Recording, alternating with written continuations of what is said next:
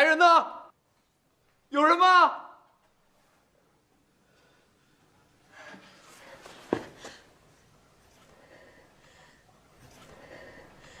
你是谁呀？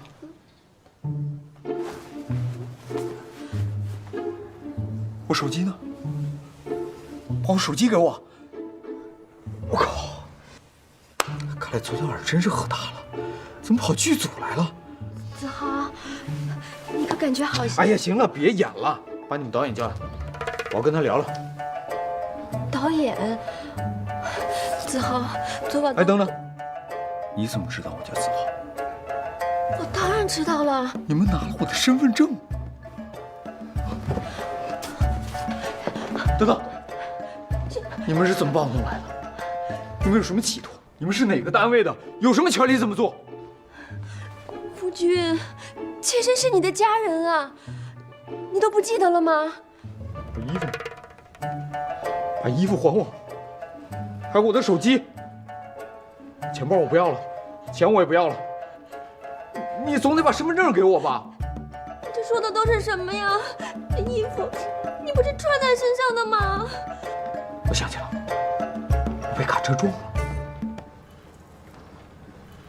我是不是死了呀？我还有一把老腰子呢。夫君，你是病了吗？你是不是不舒服啊？等等，谁是你夫君啊？我刚分手，哪来的媳妇儿？你说实话，你叫什么名字？到底有什么企图？夫君，你不记得妾身了吗？是你的发妻雪影啊！发妻雪影？你别哭了，别哭了。看来我是真记不起来了。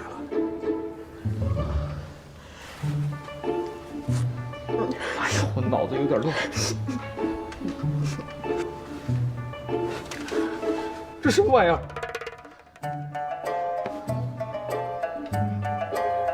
你能帮我好好回想回想吗？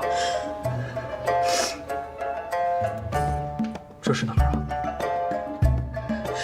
这是侯爷府，是咱们家呀。家？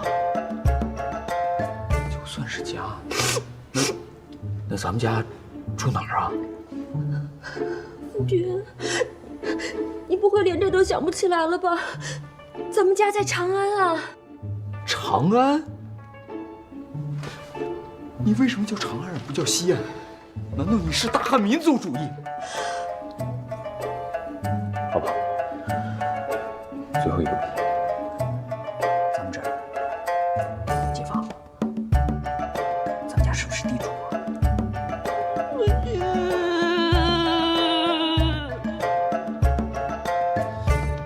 老朽倒是听说过一种怪病，多是因头部受创所致，轻者头痛且晕，健忘，目光呆滞；重者失语，偶不欲食，为肺不用。老朽妄自猜想，这小侯爷怕不是得了这种病吧？那可怎么办？我只是一时气急，没想到却气坏了夫君。我真该死。夫妻同苦共甘，棒打鸳鸯无散。夫人您行了，这都什么时候了，你还一套一套的。周大夫，这小侯爷的病到底有的治没得治啊？扎上一扎，兴许有效。嗨，这何谓扎上一扎呀？就是扎穴道，有4阴针、4阳针、4大总针、8法神针、9转还阳针、马丹阳12针、鬼门13针。这听着邪乎，这咋还兴许奏效呢？俗话说得好，扎一针胜过吃10副药，扎针拔罐，病好一半。那太好了，那快扎吧。且慢，俗话又说呀，宁开10副药，不动1分针。这到底扎还是不扎呀？不斩。我还是给小侯爷开10副药吧。夫人，药方在此。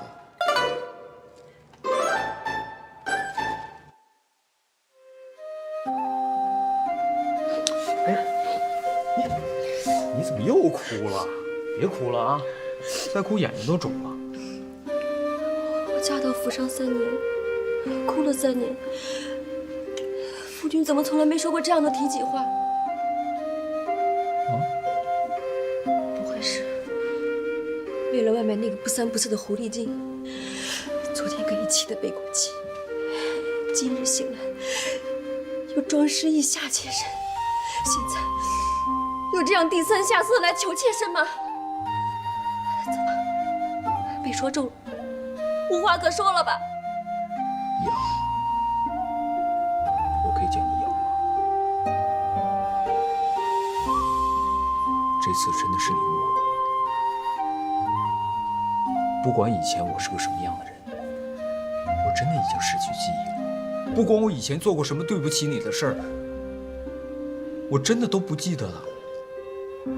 更别说我在外面有女人，我连认都认不得，我还带得回家吗？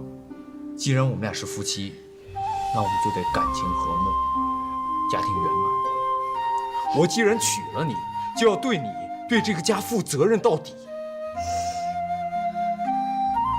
原来的事既然已经忘了，就不要再提了。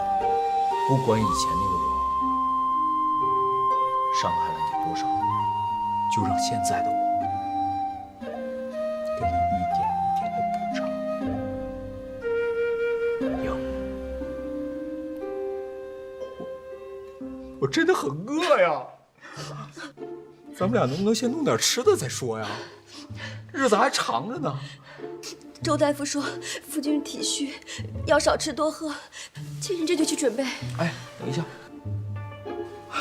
我的衣服呢？怎么穿来着？有点忘了。里边没扣上，这都怎么扣的呀？这个。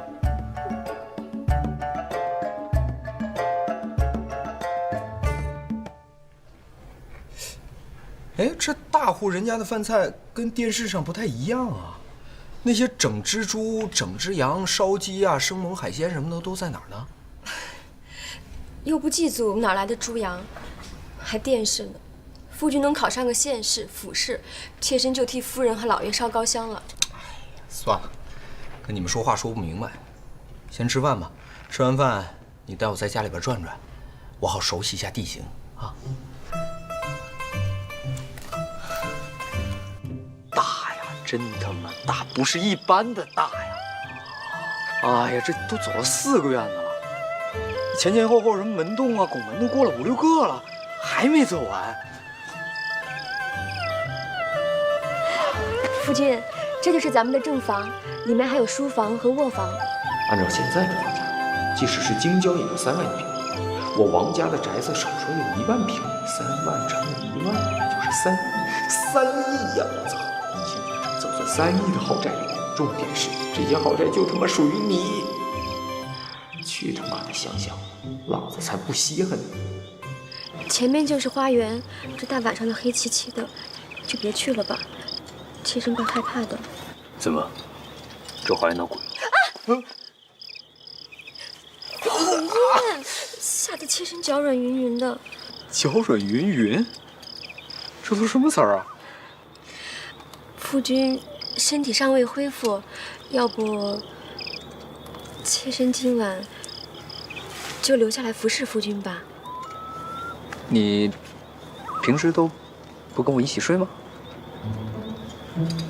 自从进了这个院子，妾身就一直睡在东厢房。夫君平日很少回家，偶尔回来也是一个人安寝。妾身，哎呀，这王子豪还真是禽兽不如个禽兽。哎，那咱们晚上都干点什么呀？谁知道夫君晚上都做些什么？反正妾身是看一会儿书就睡了。这么单纯啊？哎，天刚黑，时间还早，不如咱们娱乐一下。那咱们下围棋吧。我知道夫君常常在外面赌棋呢。围棋不会下，会下五子棋。哎，算了，五子棋太难了。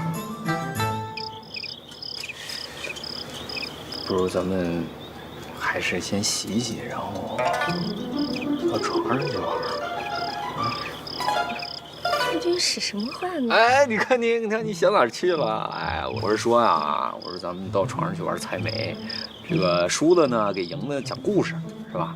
这个游戏最不费脑子，特别适合睡前玩。想什么呢？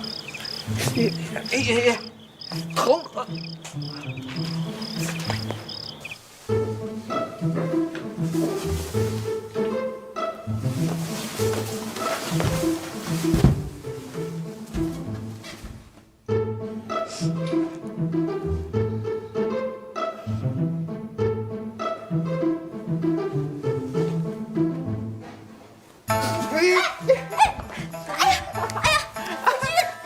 讨厌，夫君吓我！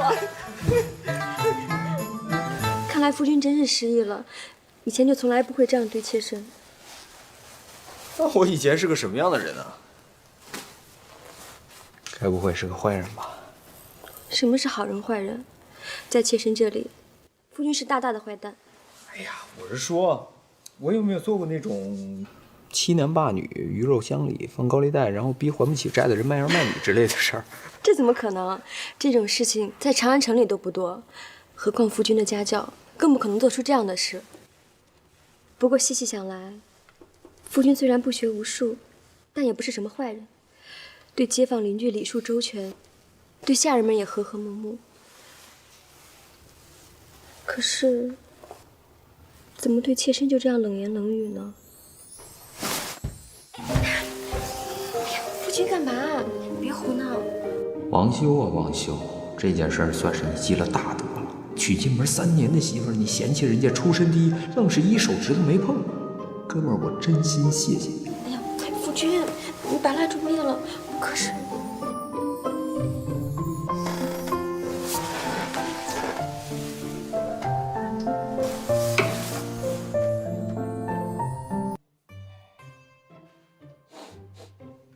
哦，哎呀，臭了，都臭了。夫人你也臭了，多久没洗澡了？春种到夏收，洗了好几回了。春种到夏收，多少次梦回唐朝，如今他妈梦都碎了。夫君，二女，水烧好了没？别弄得跟烫死猪似的啊！老爷，水还要再烧烧，柴火有些湿。好吧，你快去。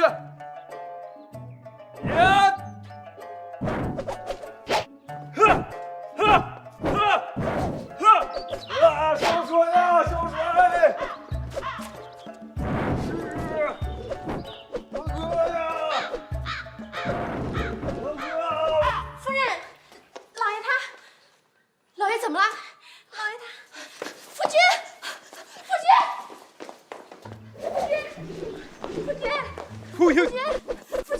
你怎么了，夫君？啊？怎么了？出什么事了？你怎么了？没事啊，我在晨练啊。晨练啊？晨练就是每日练习，能让身体健康，百病不侵啊。刚才二女来说你4阿姨正抽风呢，吓坏妾身了。听他胡说。哎，要不要以后为夫把此术传授于你，你也好授予天齐，与我共享仙福啊？你不愿意？哎，来，试一下嘛，试一下，来，啊，使劲儿，捅，用力，我看看，用力啊！用力。哎呀，看来啊，这些功夫确实不适合女人啊。哎，要不然为夫教你骑马舞吧。骑马？还舞？相传这个练了骑马舞的女人可以青春永驻，身材窈窕，这个秀发乌黑啊。你要不要试一下？真的？真的？那试试。1、2、3、4，2、2、3、4，3、2、3、4，4、2。夫君，这姿势，妾身做起来太不雅了。有什么不雅的？不就劈个腿吗？来，哎，二女，来，一块练，快！我还要烧水。你烧什么水？这好，来，我们继续。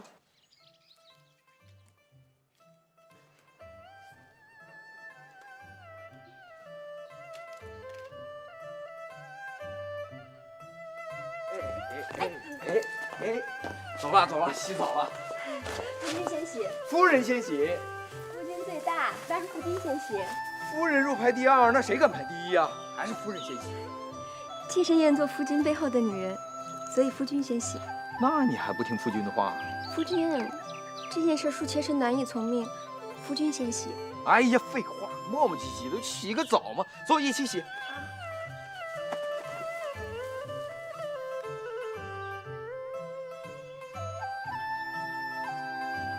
哎，夫人，妾身自己来。害什么羞啊？不是说好一起洗吗？哎，人家就是害羞嘛。哎呀，夫君先出去，先出去。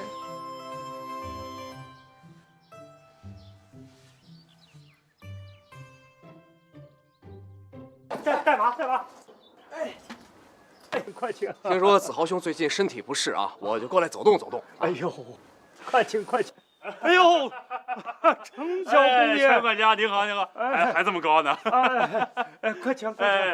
哎呀，这不是德昭兄吗？四爷兄，耳朵够长呢。我是闻着过来的。哎，最近程爷爷身子骨可好啊？精神着呢，他可是长安城有名的老不死。不，老寿星啊，每天早上起来5板斧呢。那是，程爷爷乃我大唐顶梁重臣，我辈之楷模啊！好说。哎，其实我爷爷那2下子哪及得上你爷爷当年潇洒呀？咱兄弟俩就不用奉承了啊！人不人高嘛，才说你能不？洗好了，夫人。哎，我看看，你被蚊子咬了。莫大惊小怪，谁人不被蚊虫叮咬？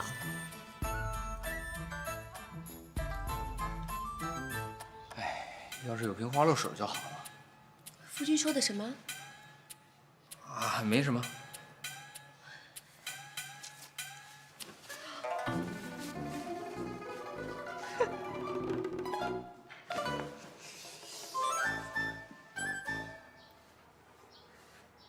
夫人，秦小公爷和程小公爷来访了，还有云家老爷身体不适，也差人来了。消息传的可真快啊！这几位都是谁啊？怎么连他们都不记得了？哦，想不太起来了。秦玉秦小公爷是胡国公秦叔秦叔宝的孙子，而程初程小公爷是卢国公程老将军的长孙，这2位都是夫君的好友。而云老爷，云家庄的，跟我娘家也算是远亲，看着王家家道没落，惦记咱的田产呢。二女，你服侍老爷洗浴，我去前面接应一下。嗯。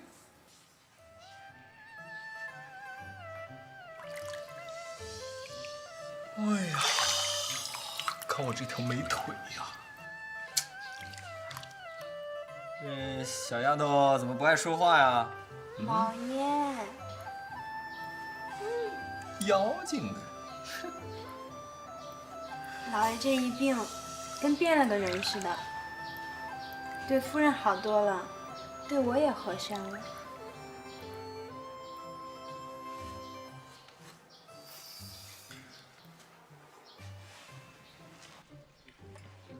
请，里边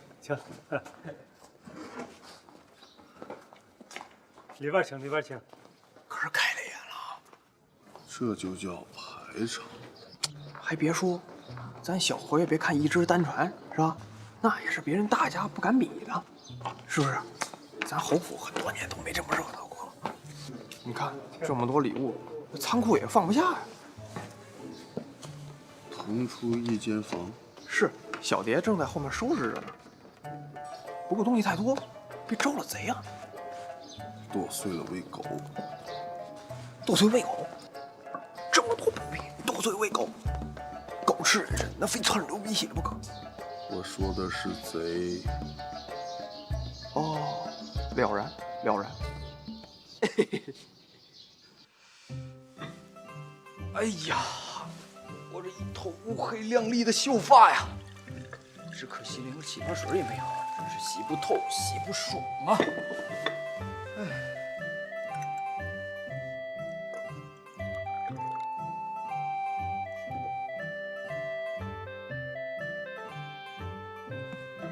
哟，这什么玩意儿？老爷，您不喜欢奴婢给您煎的茶吗？不是，就是太烫了。奴婢帮您吹吹。哎，不用，晾晾就行了，晾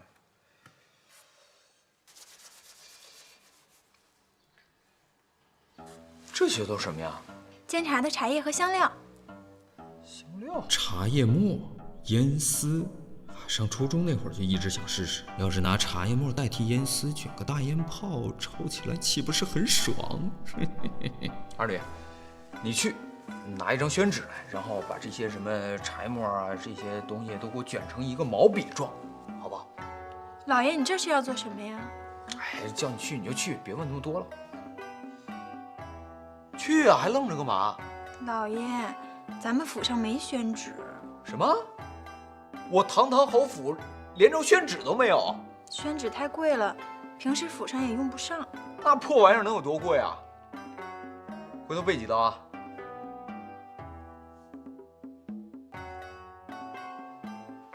你老看着我干嘛呀？老爷生病了以后，完全变了个人，越发像个侯爷了。那老爷我生病之前什么样啊？哎，累坏我了，客人送走了一波又一波，看来这王公贵族啊，还没忘了咱王家。夫人，崔小公爷过府了。夫君，妾身去外面照应着，你要是累了，就上去躺会儿。等，我看看，这大包，疼不疼啊？就是痒痒。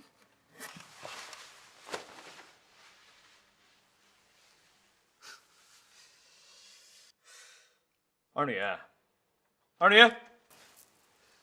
呀，你能不能不要 biu 的一下就出现了，跟个魂似的？走，随我去书房，老爷我要写俩字儿。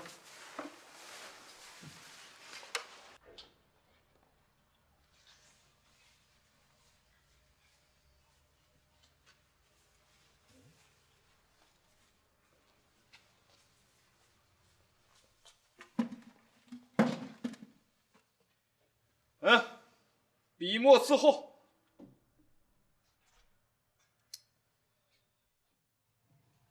你识字吗？这丫头居然识字！你会唱歌吗？会跳舞吗？会弹琴吗？会跳骑马舞吗？你识字？会跳舞吗？会唱歌？真的识字？看来这丫头真的识字啊！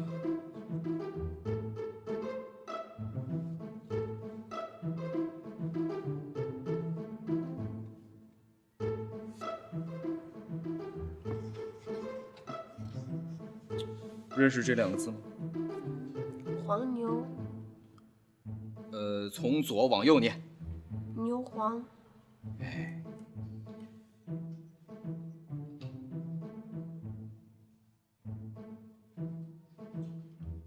这个呢？麝香。哎呦。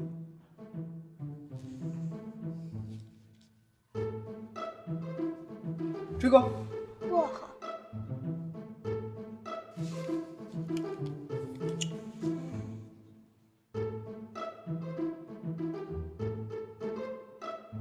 这个呢？哎，你要再点头，我马上就要问你微博、微信、手机号。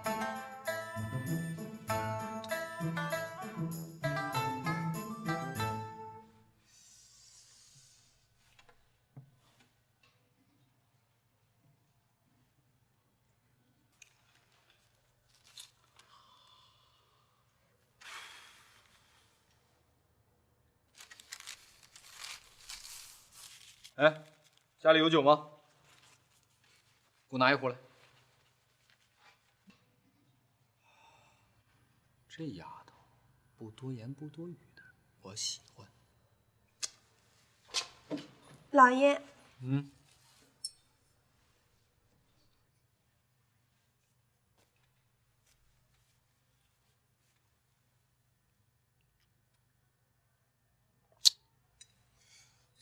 这酒也就20来度啊，这挥发率太低了，得想办法这酒蒸馏一下呀。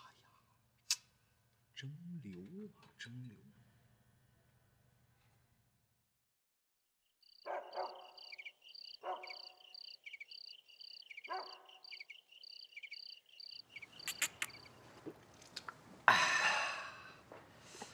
你说咱小侯爷这一病吧，还转了性子，变成了一个怪人。这脾性也变了。以前呢，小侯爷嫌弃夫人的出身，看不上眼。哎呀，从大婚到现在，还没碰过夫人呢。成天在外寻花问柳，还养了外宅。这下好了，这俩人还恩爱上了。这夫人呢，心也顺了，这面色也好了。我看呐，到明年这侯府要添人进口了。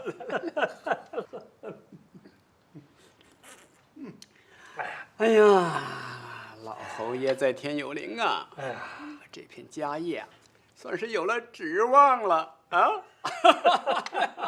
来，干！来干！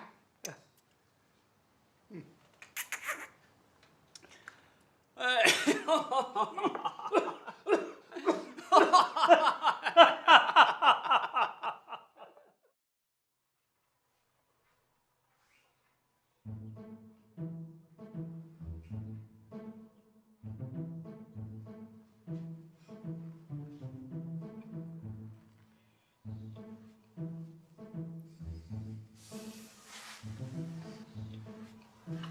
夫人今天累了吧？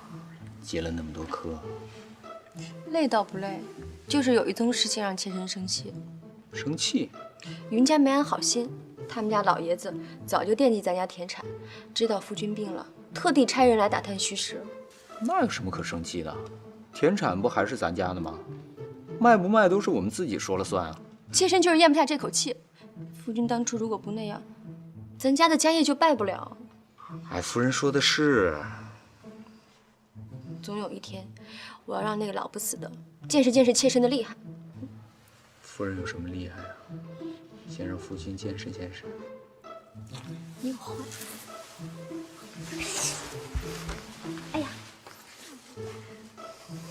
夫君，轻点。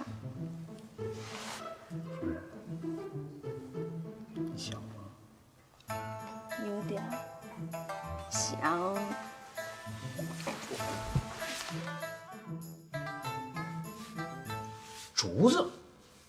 竹子可以做野流管啊！这丫头天生就是个捏背的，手法娴熟，出神入化，提神醒脑啊！二女，你去给我找个大蒸锅来。快去，快去！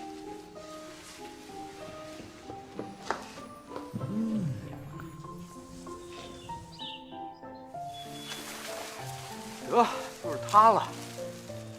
引流管成了。来来来，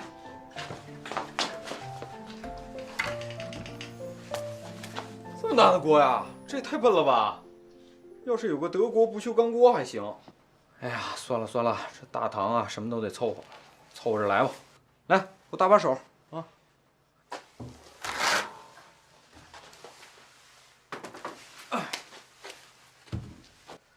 别愣着了，快把酒倒进去，我要把这酒提纯。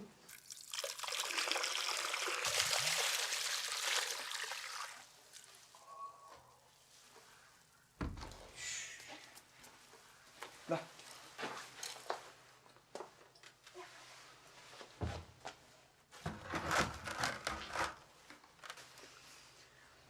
快去把那16味药给我拿过来。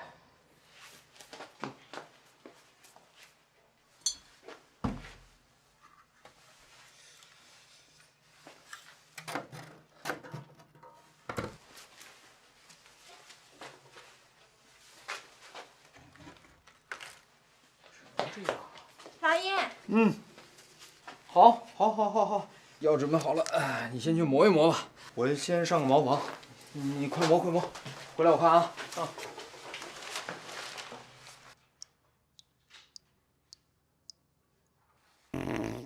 泪流直下3000尺，磨啊，爽，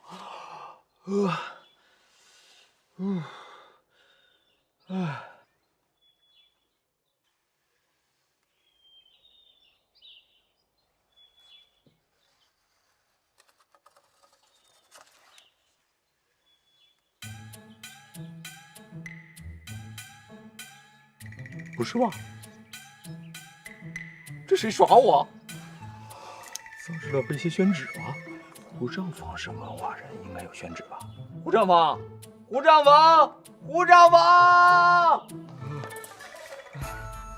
小侯爷，你这是怎么了？啊，你们大堂的厕所，老子算是见识了。胡先生，你有纸吗？纸？啊？有宣旨吗？小侯爷，如厕的时候还要写字啊？我写个屁字，我擦便便啊！擦便便？何谓便便？老奴从来没听说过呀。便便就是屎，你非逼老子说糙话是吧？老爷，我要擦屎，听懂了吗？擦屎？擦屎还用宣旨啊？老奴我活了大半辈子，闻所未闻呐。再说了，宣旨这么金贵，老奴这儿哪有啊？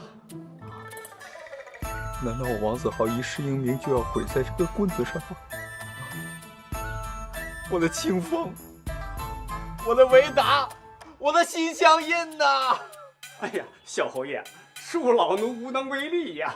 哎呀，行了，你退下吧。是。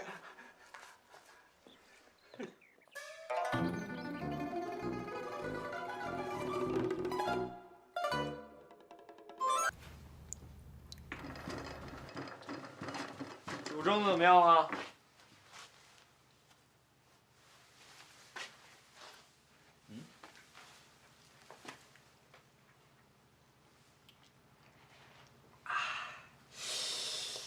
哎呀，不错，50度的老白干，味儿不错。可惜就是工艺有限，没法批量生产，不然咱们开个酒厂，肯定赚大发了。那奴婢岂不是每天都能跟老爷对酌小饮？那可不，最佳的酒想什么时候喝就什么时候喝。那奴婢现在就想跟老爷一醉方休。你这丫头怎么一点都不学好呢？你成天都想什么呢？你再这样我抽你了。奴婢愿意被抽。你是不是以为我不敢抽你？你给我把屁股撅起来！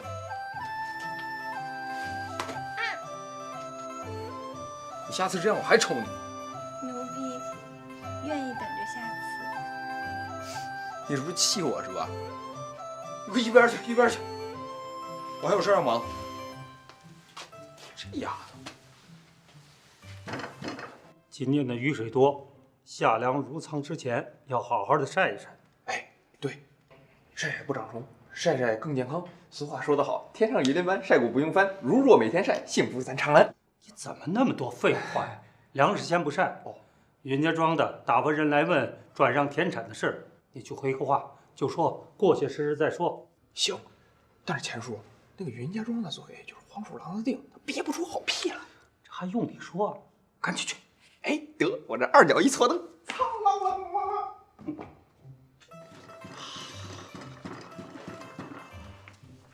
二女啊，哎，把那个药磨好的拿过来。对，就是这个剂量。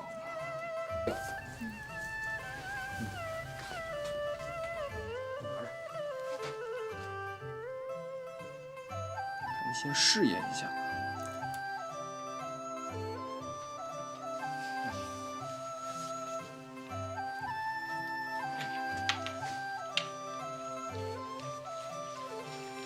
就这样晃，就一直晃，一直不停的晃，直到把里面的药化开为止，不能偷懒啊！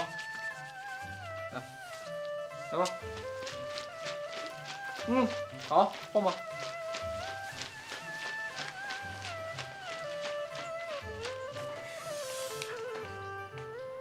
得给这个花露水设计个漂亮的包装，取个好听的名字呀。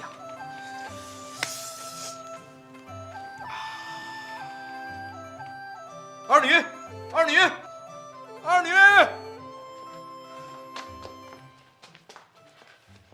这丫头你还真实诚啊！你还摇呢？快，把这葫芦放那边去，歇一会儿。过来给我按肩。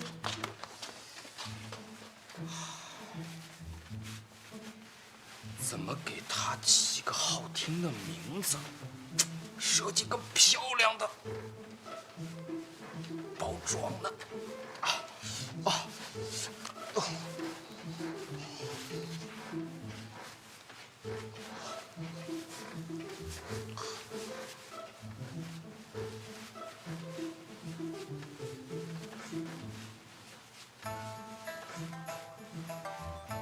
有了，就叫九花玉露啊！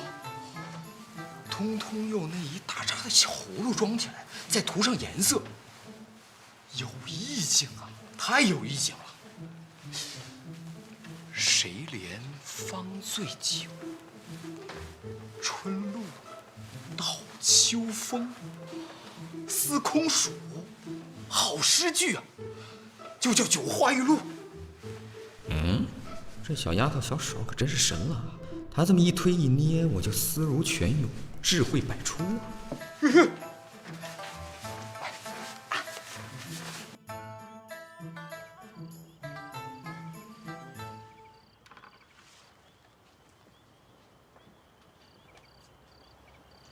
夫君为何魂不守舍？在想什么？没什么。对了，夫人，今日见你大作，无论是文采还是字体，颇具大家风范，堪称极品呐。比为夫真不是强的一星半点儿。哎呀，真是羞死了！夫君都看见什么了？今日在书房，无意中禀见夫人一首五言诗，依稀记得其中2句：“谁怜芳醉酒，春露到秋风。”如此诗句，实乃当世绝品呐！这是我写的吗？我怎么一点记忆都没有了？全诗是什么？读来听听。我只见到这2句，可能是夫人有感而发，妙手偶得吧。哎，不记得也不奇怪嘛。有感而发，妙手偶得。夫君说的真是精辟。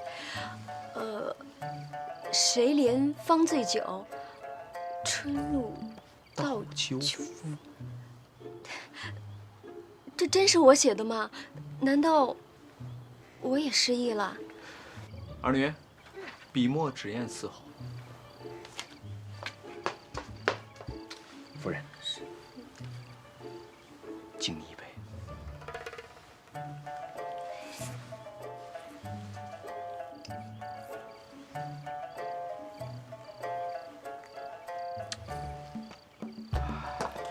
此2句才是绝句。夫人，快，此等诗句，定当流芳百世，快记上。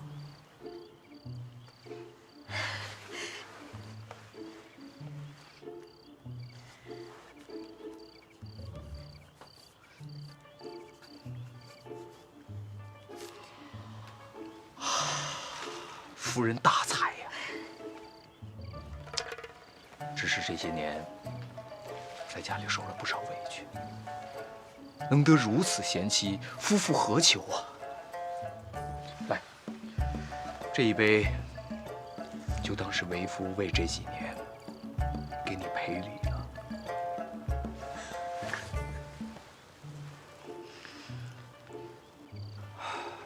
哎，对了，夫人，前几日见你被蚊虫叮咬，于心不忍，于是这几日在家潜心研制了一种有驱虫效果的香料，取名九花玉露，还请夫人题词。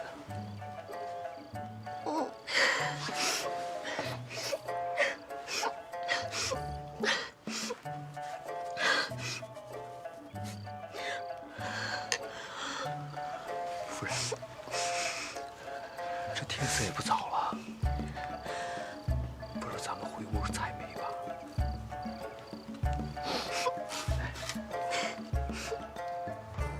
娘子，看看，全都买到了。你这是在侮辱我呢？我栓子办事儿什么时候办砸过？哎，你知道栓子是啥意思吗？系牲口的绳。放屁！哎，用小侯爷的话讲啊，就是靠谱的人。懒得和你说。嘿，我还懒得和你们这些粗人打交道呢，是不是？卸货了啊，乖。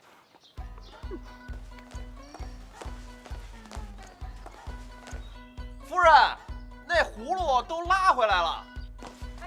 二妮，快去，把东西都给我拿进来。夫君，这九花玉露干根好使吗？真的呀，夫人用了就知道了。夫人，有事儿跟您商量。好，我这就过去。夫人，自从学了骑马舞之后，好像面色越来越红润了。真的啊？真的啊，越来越漂亮了。讨厌。黑把扎黑。钱管家，跳起来啊！跳一跳，10年少呢。哎呦，算了算了，我这把老骨头受不了受不了。没情趣。哦，对了，云家那边过话了吗？啊，过了过了，他们惦记着咱们那几十亩熟田，我让人给推脱了。啊？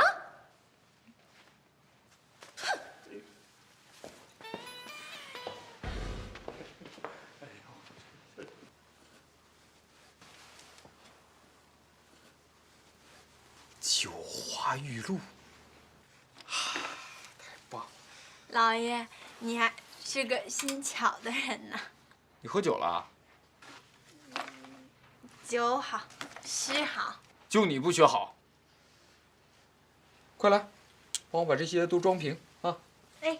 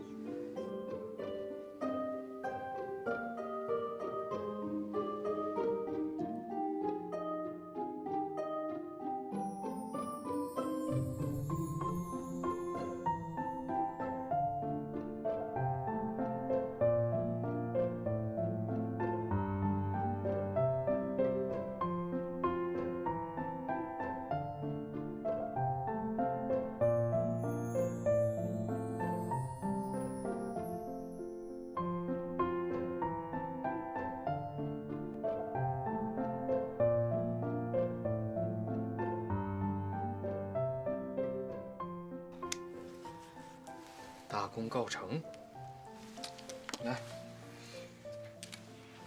拿着，这是给你的。哎呀，叫你拿着你就拿着，快点。这5瓶是不同的香味儿，擦在身上都能驱蚊止痒。去吧，把夫人给我叫来。哎，等，得了，我自己去吧。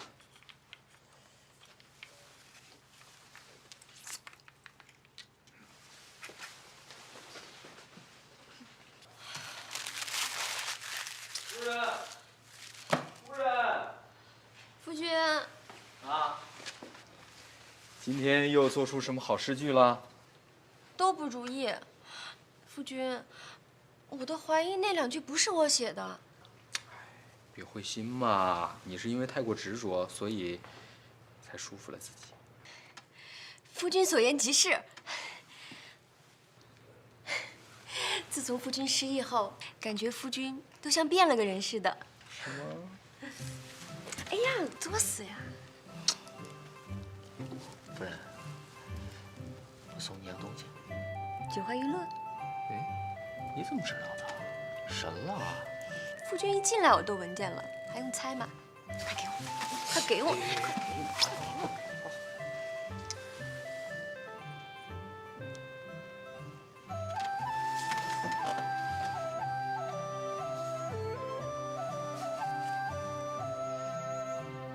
喜欢吗？这是那天晚上我写的字，还有这2句诗。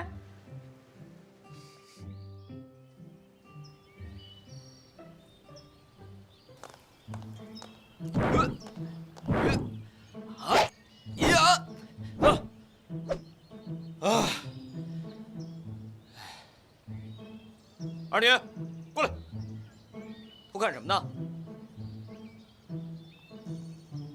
拿着。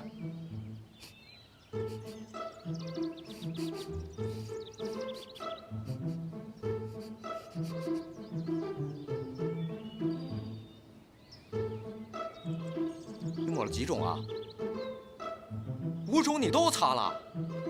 你傻呀你！晚上去洗澡去啊！洗完澡之后只能擦1种。行行，你现在就去吧。去呀，还愣着干嘛呀？去！真傻孩子。哎，跟二女干嘛呢？哎呀，夫人，这丫头片子擦那么多九花玉露，弄得呛人。我教她怎么用的。就像夫君昨晚教妾身那样吗？哎呀，夫人，你想多了。二女还是个孩子呢，这些日子辛苦她了。要是没有她的话，九花玉露也不可能研制的这么快啊。是该给人家奖励的时候了，我就给了她几瓶，没多少。是，夫君做的玩意儿，愿意给谁就给谁，犯不上跟妾身说。唉，14岁也不小了，妾身这几日正发愁，是不是该给二女找个婆家呢？啊？夫君倒是给了个好借口。别呀，你这不是难为我吗？别因为这点小事害了人家姑娘啊！这你也得问问人家自己的意见呀。给她找婆家就是把她给害了，那我父亲岂不把我也给害了？让二女自己找婆家，那我算什么呀？那夫人，你误会了，真的不关二女的事儿。这个东西是我为你专门研究的，只是擦起来有些不同的学问，每个人擦起来都有不同的味道。它用了之后，我们以后再配置也好用啊。夫人，我真的是为你着想，你要相信我。 5个，选哪个呢？排排坐，吃果果，你一个，我一个，宝宝不再留一个。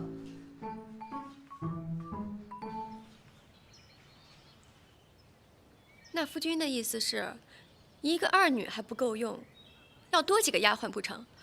那要不，妾身把城里那位姑娘也给你接回来。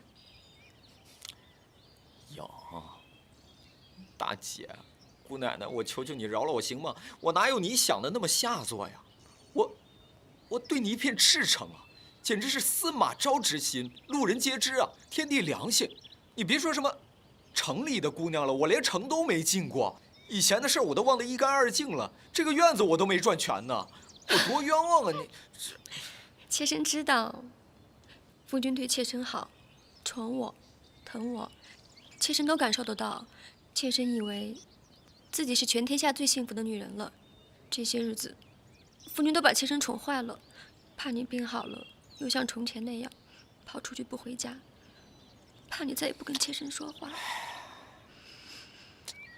夫人担心的也不无道理啊。一个不让自己女人放心的男人，那真的就是一个彻头彻尾失败的男人。要不这样，咱们明天啊，不，今天吧，一会儿咱们就去城里把那个姑娘找出来，跟她说清楚。夫人，你给我支点银子，就当是给她的遣散费了。城里的房子咱们也不要了，以后呢，就跟她再也没有关系了，好不好？再有，二女真的是无辜的，我就不多解释了。但是夫人，你要真觉得她的存在不影响到咱们俩夫妻感情的话，那就给她找个好人家了吧，也别说咱们家亏待了她，是不是？以后呢，咱们家里边就找几个小老太太来伺候，年轻的姑娘就不让她来了。再有呢，别再有了，听得让人瘆得慌。这要让别人听见，还不笑话死妾身了？今天的事儿，实在是妾身无理取闹来着，夫君别往心里去。至于外面的那位马，咱王家也得给他个说法，不是？这事儿啊，夫君不适合亲自去，就交给妾身来办吧。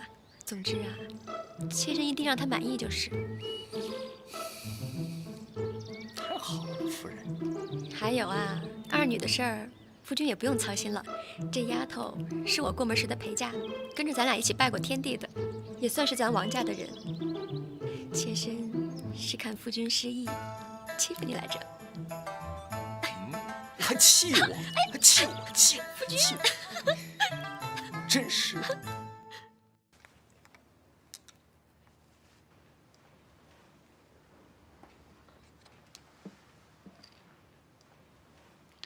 夫君，前些日子来探望咱的那些大人们家里，咱们得一一去拜会了。正好啊，我正想去看一看传说中的长安城呢。可是回什么礼好呢？别人可都是拿着重礼来的，这送轻了不合适，重了又肉痛。那还不简单，就九花玉露啊！不行，这些都是我的。还有，夫君以后要是给别的女人送什么东西，必须得先经过妾身，不然妾身让她好看。哎呀，好，好，好，这批都给你，回头我再做一批，留着送礼的。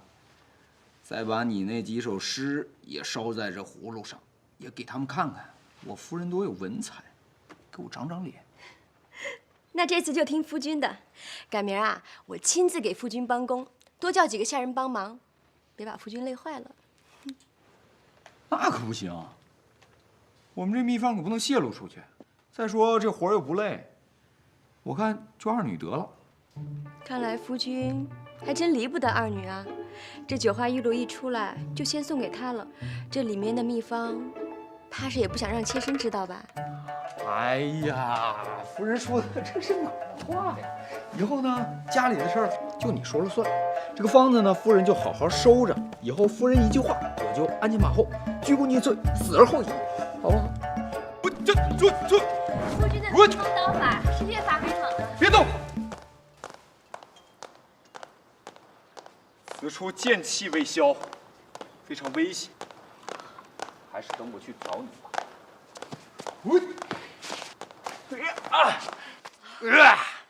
头发长，见识短，此乃独孤九剑，可不是昨天的披风刀法了。哦，是妾身搞混了，还望夫君莫怪罪。不怪不怪，不如为夫就将此独孤九剑传授于你，以后你我双剑合并，剑来剑去的也好驰骋江湖，你看如何？夫君说笑了，妾身一介女流之辈，肩不能挑，手不能提，就算得此剑法，也发挥不了其威力。也罢也罢。哎，夫人今天为何没跟二女一起二呢？脸色看起来也很差，是不是这几日跟我一起上门回礼太累了？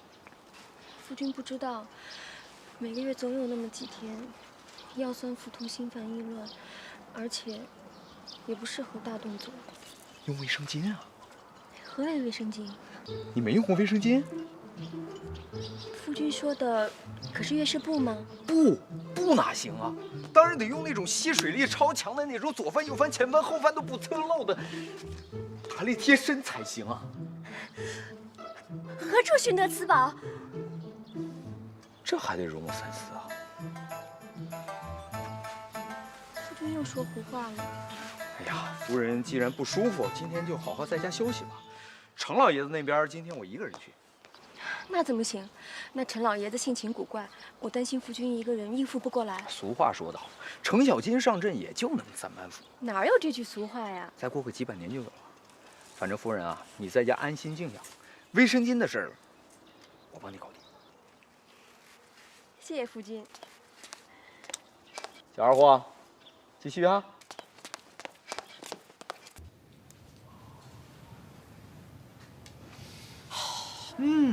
哎呀，真香，香香，真实在是香。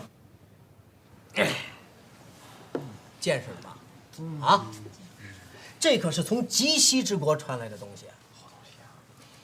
这卢公程老爷子都知道吧？知道。70岁高龄的老爷子，就用了一滴，就一滴，您猜怎么着？愣是把那100多斤的大斧子耍了整整1夜呀！一大早跟没事人似的，能吗？不可能！你看，不信吧？不信，连我他妈都不信，这可是真事儿。还有，我父亲终日为国操劳啊，身体是每况愈下。我这当儿子的看着心疼啊。昨日，我将这酒花玉露献于我的父亲大人，我父亲不知用法，多涂了几滴，哪成想啊，一夜没睡呀，这洋洋洒洒写了将近100万字的文章啊！一大早上朝，老爷子走着去的，在路上硬是赶上了骁骑卫罗大人。这罗大人那是武官啊，平常骑的那是皇上御赐的特了标啊，日行千里的宝马良驹啊。就这样，一人快马飞驰，一人悠然自步，两人拉着家常，竟然一起到了。哎呀，还真神呢！哎，真神！这个东西真有点神。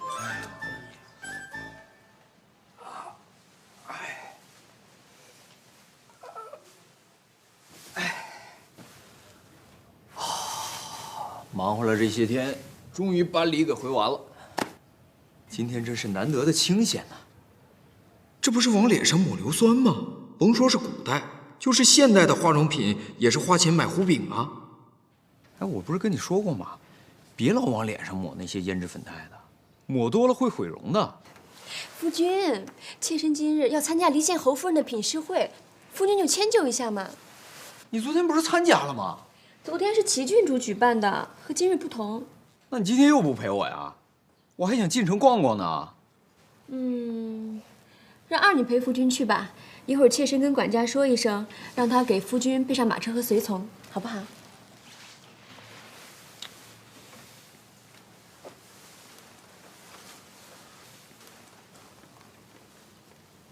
那你就不怕我跟二女背着你那个啥？妾身早知道夫君想了，夫君和二女那个可要偷偷的，妾身假装不知道，不妨事儿。陈雪影女士，你这样很奇怪，我非常不习惯，好吧？夫君，妾身屡屡收到邀请，都是夫君的功劳。以前啊，妾身因为出身的原因，都不敢跟那些有身份的女眷在一起，甚至想都不敢想。可如今，都是因为酒花玉露，各种聚会，妾身都无暇分身了。那我可真跟二女去了。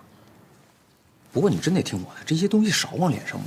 你说你年纪轻轻、漂亮佳佳的，不用这些东西照样好看。夫君对妾身最好了。这几日啊，妾身才知道那些个女眷啊，别看表面风光，其实没几个幸福的。那些公爷侯爷，哪个不是妻妾舞女成群？像夫君这样对妾身宠爱的，真是少之又少。夫君，以前是妾身不懂事儿，太糊涂了。妾身以后一定改掉嫉妒的毛病。妾身知道夫君喜欢二女，所以今日夫君就跟二女单独在一起，让妾身适应适应。夫君意下如何？有这么适应的吗？你说你才跟那帮女人在一块儿多少天了，就学坏了？你再这么说话，小心我抓了你出不了门。夫君饶命，妾身再也不敢了。妖精，白天就放过你，晚上我再收拾你。赶紧收拾，收拾完吃早饭，我先走了。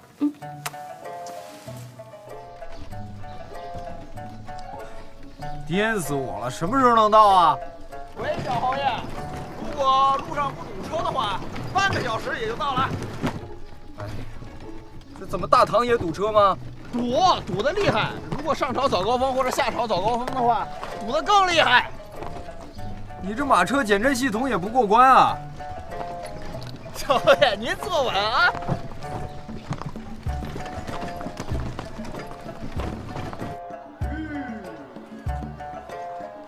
小侯爷，二夫人，咱到了，到了，到了。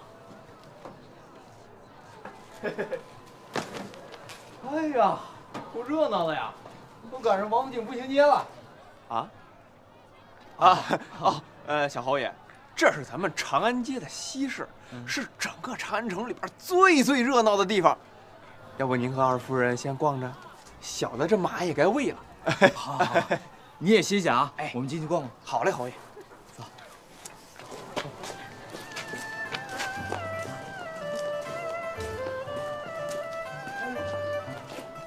要斯文。老爷累不累？我来提嘛。哎，那怎么行？那不成了虐童了吗？奴婢愿意被虐。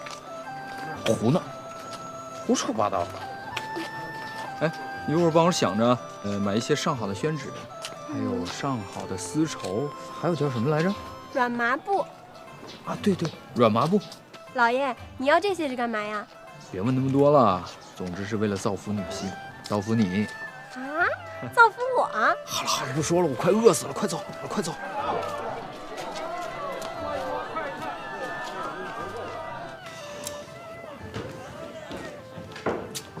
你站着干嘛？吃饭呢？快坐下，这不是家里边，哪有这么多？子豪兄，哎，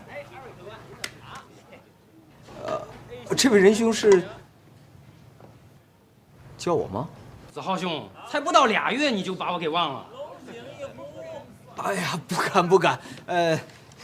小弟我之前得了一场大病，现在这个记忆力不太好。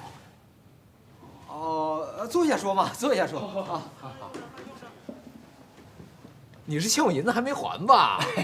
子豪兄说笑了，我是张胜啊。你长安城的邻居，子豪兄都忘了？失敬，张兄，我这个记忆恢复的不行。我还是没想起来我的什么邻居？你张兄家住何处啊？看来子豪兄真是失忆了，难怪你上月初离家一直未归，您夫人非常着急呀。夫人，这位姑娘是？我给你介绍一下啊，这位是贱内。不才失礼了，拜见嫂夫人。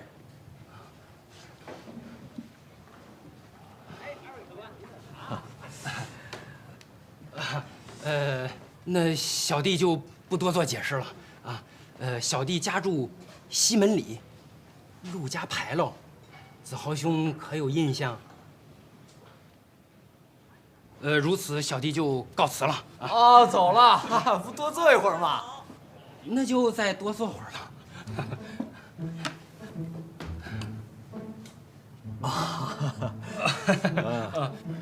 子豪兄在城里有处宅子，可还记得？就在小弟隔壁。你宅里的夫人和我张胜的妻子是闺中好友，如今你一去不回，你这夫人非常着急，于是托我呢到处打听。哎呀，张兄，你看外边的太阳多大呀！哎呀，晒得人们好幸福啊！对，子豪兄不说，我还没有发现，这个太阳晒的真的是好幸福啊！阳光明媚，还飘着几片鹅毛大雪。哎，张兄，快吃菜！哎，吃菜！夫君，要不然咱们去看看那位姐姐吧。就黑路子。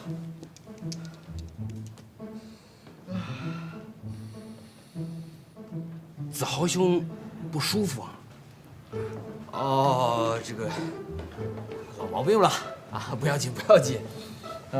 那小弟去雇辆马车，咱们这就去看看夫人。真去啊？夫君，那能不去吗？还有甲呀。啊，去嘛去嘛！啊，就当逛街了嘛。去。知道老爷我为什么不让栓子赶车了吗？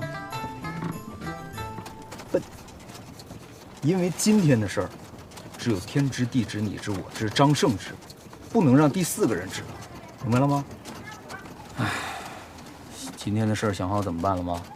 老爷，如果今天咱们不来的话，那个武姬横竖也是个死，就算夫人把他打死在西市，也没有人管。老爷一会儿进去把他偷偷杀掉。反正老爷也有契约在呢。啊？哪儿呢？这个是上月老爷晕倒的时候，奴婢从您身上拿的。臭丫头，拿了我的东西为什么不给我？你那个时候对夫人不好，奴婢替夫人生气。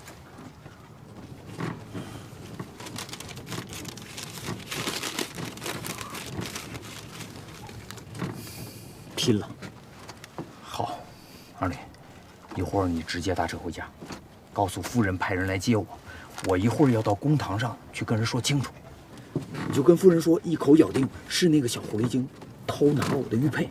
记住了，咱们放倒个牲口都得有个说法，更何况是个人。看来老爷这次是真的动了杀心。一会儿从哪儿下刀呢？这儿。老爷，好好的一件事被你弄得血淋淋的，奴婢害怕。你怕个屁！你那么人精。老爷以后不想见他了？不想。也不知道那个院子有多大，值好多钱吧？再值钱也不想要了。其实我根本连见他的念头都没有。那还不简单？房子给他，契约也还给他，让他10日里把房子卖了搬走不就得了吗？夫人这1个月很忙，肯定不会动他的。我就是怕他不同意呀。老爷，你当人人都跟您一样啊？您从小就高高在上，您怎么会知道下人的想法？一个武姬根本算不上人，下人还有个人字。今天您把卖身契还给他，他就可以堂堂正正的当个人了，去官府上填个户籍，体会做人的甜蜜与辛酸。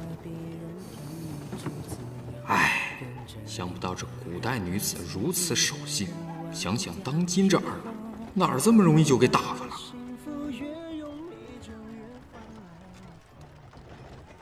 子豪兄，咱们到了，我去敲门啊。哎，这就过来。哈，这件事啊，就让贱内来解决就行了。哦，子豪兄言之有理。那小弟就先告辞了。啊，好，告辞。后会有期。后会有期。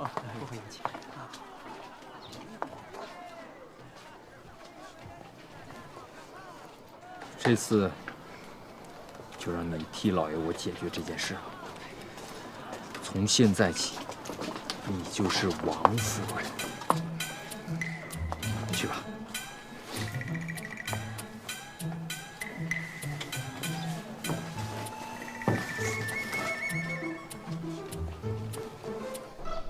看着我，哎，看着我。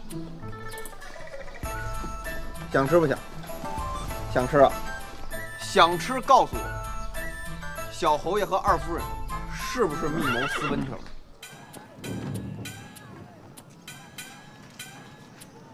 姐姐，别送了，这天色也不早了，快回去收拾东西吧。夫人，您的大恩大德，小女子没齿难忘。夫人您放心，我一定尽快搬走，快回去吧。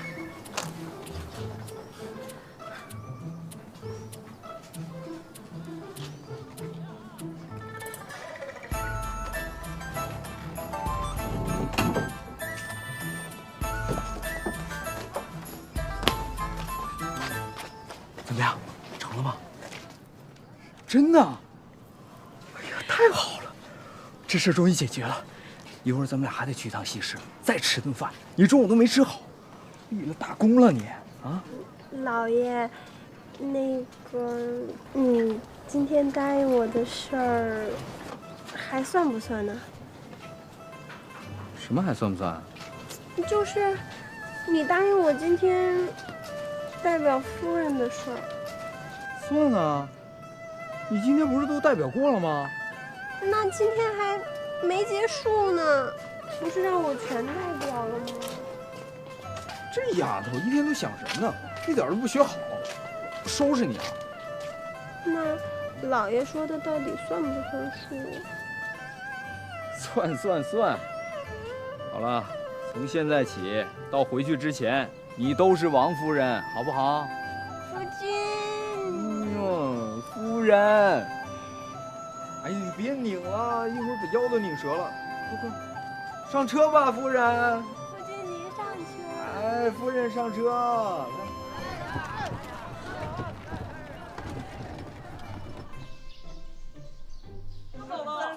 要不要走啊？哎，怎么不动了？小侯爷，是晚高峰。夫君，急个什么呀？不急，夫人。夫君，你看外面的云多美呀！秋高气爽，风轻云淡。夫君，今天真是好啊！没有夫人好。夫君，自从你生病了之后，你就完全变了一个人，对夫人的种种好，妾身都看在眼里，妾身为夫人高兴。坐过去啊，坐好了，快到家了。我一身味儿，回去还得解释。嘿，二娘子。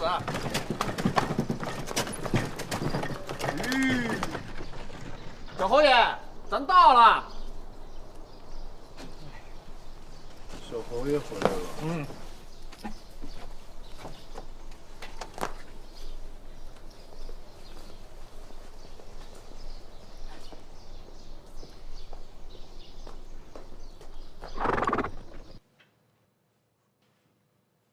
夫人，我回来了。哎呀，累死我了！二女，你去烧壶水来，给我洗洗澡。哎呀，我这身上一身臭汗。哦，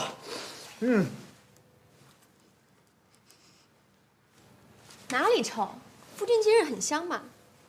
啊，对，我差点忘了，今天我特意去素颜斋，给夫人买了一瓶绿色无添加的上等胭脂。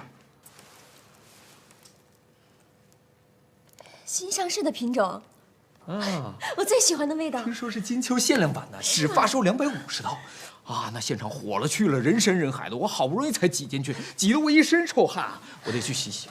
哎，等等，夫人有何吩咐？二女今日服侍的如何？夫君可还满意？不好，太不好了！这丫头傻不拉几的，笨手笨脚，气得我真想抽她。夫君息怒，那丫头好歹是我的陪房丫头，教训她是我分内的事，就不劳烦夫君了。我这就去抽她。哎，别！对待小孩子应该以教育为主啊，打坏了就不好使唤了。我就说说，还没真抽呢，夫君就心疼了。哎呀，我差点忘了啊！这是我给夫人特意买了一个镯子，你看这颜色、这质地、这款式，简直就是给夫人量身定做的呀！快，夫人戴上，我看看好不好看，真是太适合夫人了。我真喜欢，谢谢夫君。不用谢。这么绿，太好看了。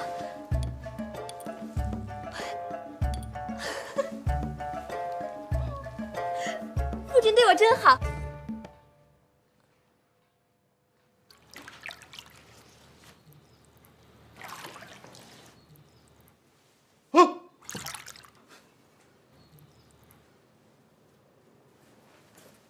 我什么也没看见啊！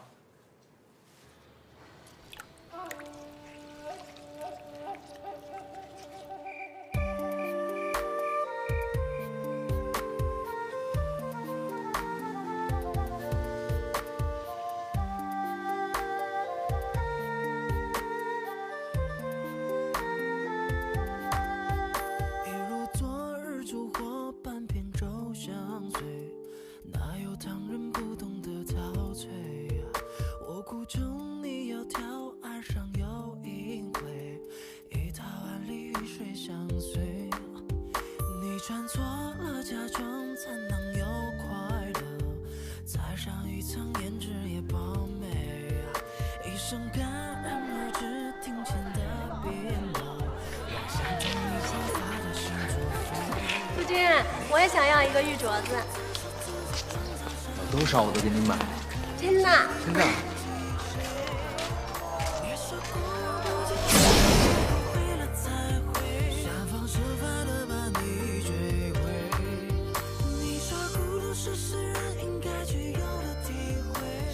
夫君，哎，夫君昨日在书房用的什么功？不会又在研究什么奇轮妙方吧？哼，就等你问。夫人，哎，你看，这是什么？这什么呀？这就是为夫跟你说的，可以左翻右翻前翻侧翻都不侧漏的弹力贴身呐。那这是什么？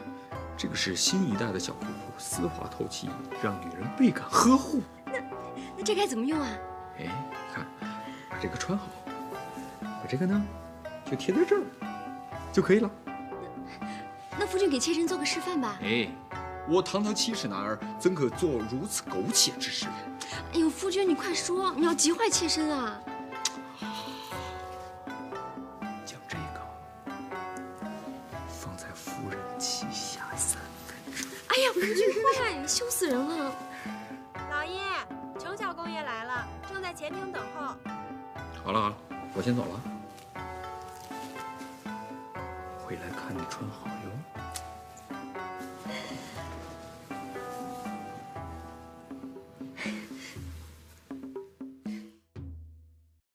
二女在这一集中终于展现了小小身体里蕴藏的能量与智慧，兵不血刃地驱逐了老公的小三儿，哦，不对，是老公的小四。哈哈，真是女中豪杰！在下一集中，王子豪将第一次接触唐朝的中超比赛，并遇见了他在剧中的另一位红颜知己——极品御姐兰陵公主。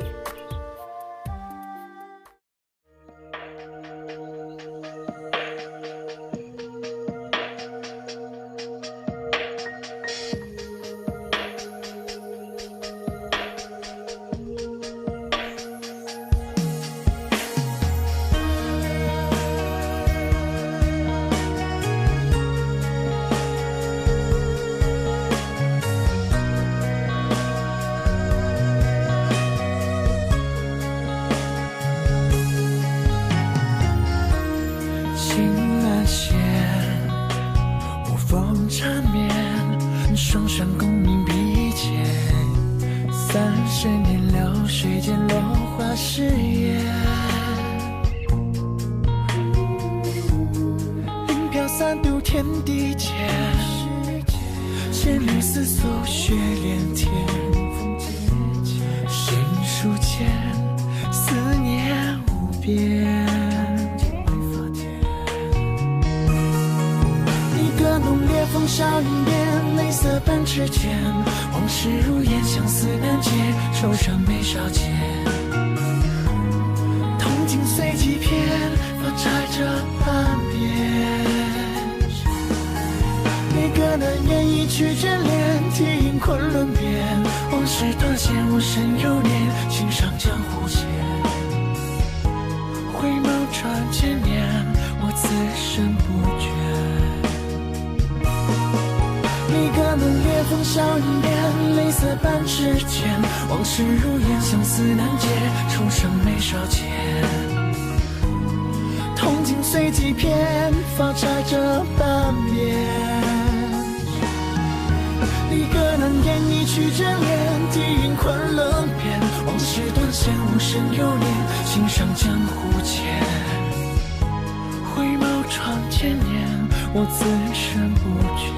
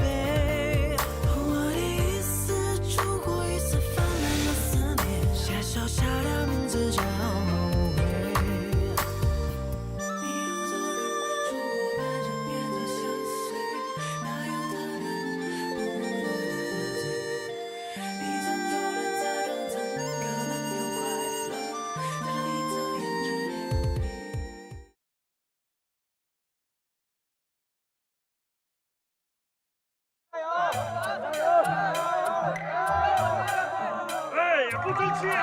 传，打他，打他！你，我教你们什么？打他！你抱他，抱他！你，哎，哎，射呀！早说，早说，你懂这个？蹴鞠啊，是一种非常讲究这个战略对峙的游戏。你说你这些球员都是死缠烂打、光凭蛮力，这能赢得了吗？啊，子豪师傅，我萨族球队去年一共40场比赛，3胜36负，惨了。那还有一场，球员犯规太多，禁赛2场。那你战功不错嘛。子豪说笑了。抱他！我爷爷看，爷爷，时常跟我念叨你，说是晚上能上我们那儿坐一下，可好？哎呀，这看球，先看球啊！看球！太光有心了！谁说好球？谁说好球？哎呀！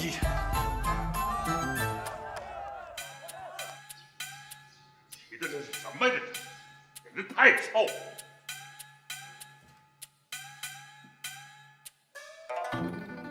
程爷爷，拜见程爷爷。爷爷，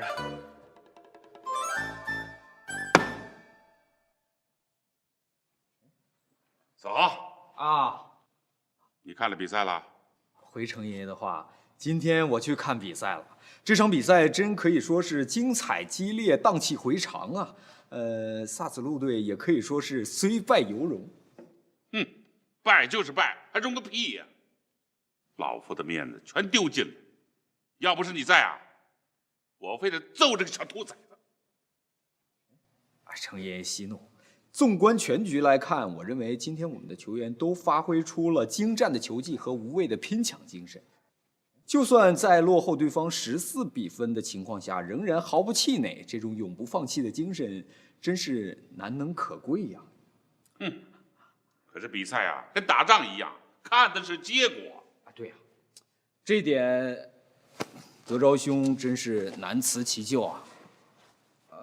可我一直在想，我们的单兵素质那么强，为什么会大比分落后呢？很明显呀，缺乏配合，有勇无谋。老爷子高见，我认为球员之间的配合非常重要，应该在赛前做一些针对性的训练，对待不同的对手有不同的策略，变换不同的队形，还有应该把每个球员安排到能发挥到他们特性极致的位置上去。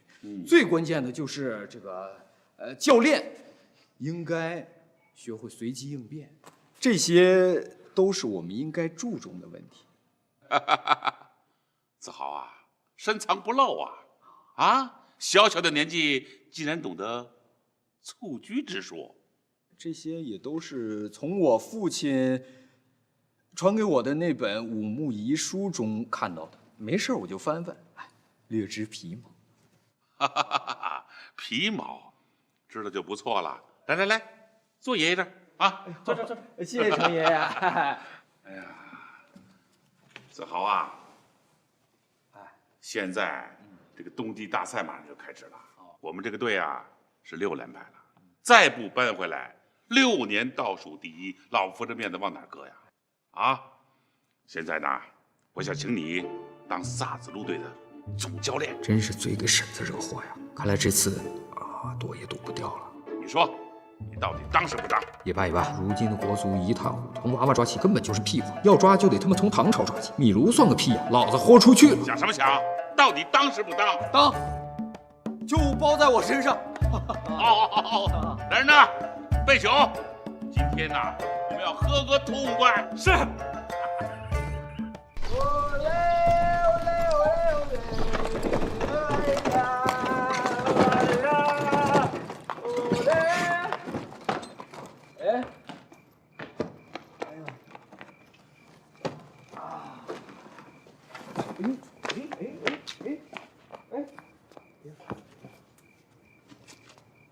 小侯爷能行？能行。夫人啊，不让你们这些人去后宅，实在是难为你们了。老是那么跑前跑后的。后来我琢磨了一下呢，咱们要弄一个土电话。夫人，夫君，夫君，夫君喝多了。没喝多。夫君，我有话跟你说。什么话？真的是太神奇、太舒服、太贴心了。什么东东？就是夫君早上送给我的那个很贴身的东东啊。夫君，你看，怎么动？怎么动？怎么动？怎么动？怎么动都不怕。夫人喜欢就好，喜欢就好。谢谢夫君。怎么谢？等过几日齐心身体好了的。好。哎呦！这么早就来了，还真是干事业的人哈。哪里啊？先说，主要是秋天的比赛要再输的话，爷爷非跟我抄斧子不可。那就走吧。昨日的比赛有数名球员受伤了，今日也是不宜再训练啊，过个4、5日再说吧。今天不能训练，不代表不能总结经验啊。昨天新办，这不正好组织大家总结一下经验，讨论一下战术，再回放个录像看看什么的。子豪兄，我今天带你去同福楼对诗会的。对诗会？那有个屁意思啊！一帮穷书生唧唧歪歪的。子豪兄有所不知啊，这对诗会啊，全都是文人墨客、窈窕淑女啊。你到底去不去？窈窕淑女？那我跟夫人请个假。哎妈，你且与夫人说是与我商议蹴鞠事宜，万不可跟她说起对诗会的事儿，切记啊。走着，走。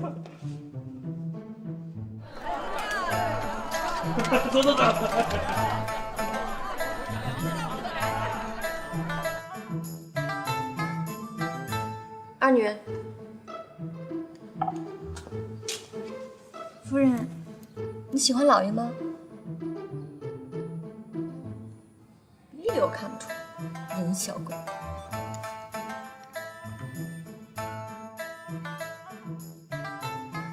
好酒量啊！德州兄仗义啊！兄弟海量啊！不愧是豪杰之士。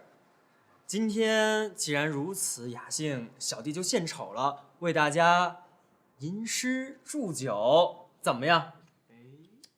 吟诗祝酒，挺好。男人不喝酒，交不到女朋友；喝酒不唱歌，那酒等于白喝。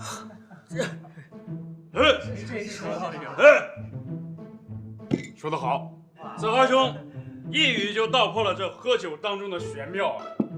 既然如此，诗人，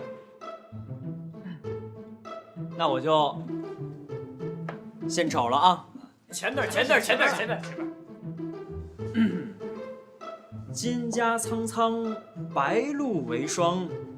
所谓伊人，在水中央。好，怎么样？小弟我斗胆，献丑了。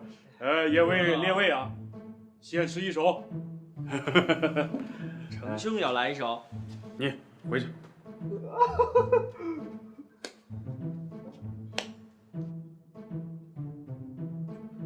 近万里兮，渡沙漠。为君将亲，奋匈奴。路穷越兮，诗人催。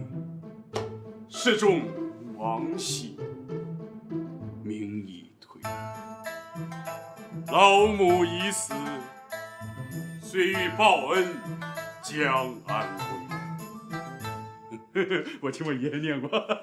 你爷还会念诗呢。哎，好吃。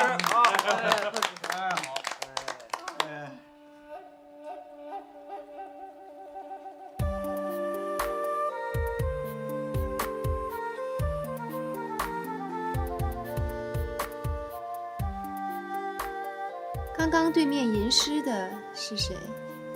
回公主是通国公崔老将军的孙子崔章崔氏人。就是这声音如此银绵无力。那接下来这个又是谁？回公主，这位是程老将军的孙子程初程多昭。果然有程家门风，就连这嗓门都颇有金歌之声，吓得本宫心惊肉跳。哎，各位兄台，今天大家聚会，我发现子豪兄一直都不动声色啊，没错，是不是？久闻子豪兄可是诗画双绝，不如借景旁色，作诗一首，也给我们添添情趣，让我们见识见识子豪兄的大才，怎么样？没错，子豪兄来，诗画双绝可不敢当，不敢当啊！小弟前日那个脑袋犯那个病，现在还不太好，诗画这个记忆已经忘了。各位要是不嫌弃呢，那我就给大家来个舞刀助兴，如何？好，太好了！那小弟就献丑了。我这个降魔刀法，可是我在失意之间用心悟道的。总共864式，耍起刀来，刀在人在，精尽人亡。你们大伙儿都给我闪开！快刀！此刀法怎么如此有韵律？抖刀！完全没有见过的刀法哎，与众不同。甩刀！拧刀！此刀法果然新颖。再有就是暗器了。哇！暗器我喜欢。厉害！这个人是谁？他在做什么？回公主，此人便是因失忆症而传遍长安城的王修王子豪，他现在正在舞刀弄枪，其套路招式极为深奥，奴婢看不明白。他就是王子豪，那九花玉露就是他配制的。他还有一个才情双绝的夫人，是不是？是，正是此人。有点意思。去，传本宫的话，请对面的才俊来此做客。是。行，我自己来。哎，谁让你们进来的？夫人，是小侯爷让我们来挂土电话的。这土电话是干嘛用的？小的也不知道，反正老爷就是说。你先等会儿，夫人。你继续说。别闹。小的也不知道，反正就是小侯爷让说挂这个土电话，然后夫人就不允许我们进内院，也就是说不让我们进内院，有了土电话就能一劳永逸。也就是说呢，就是这次进内院永远。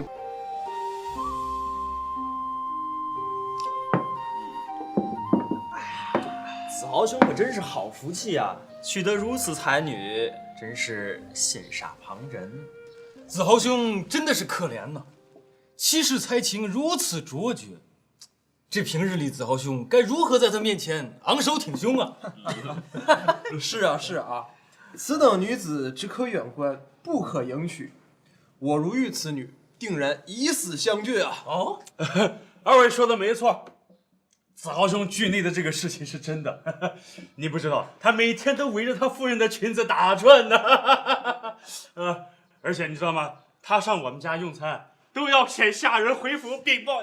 真的，这听我跟说了啊。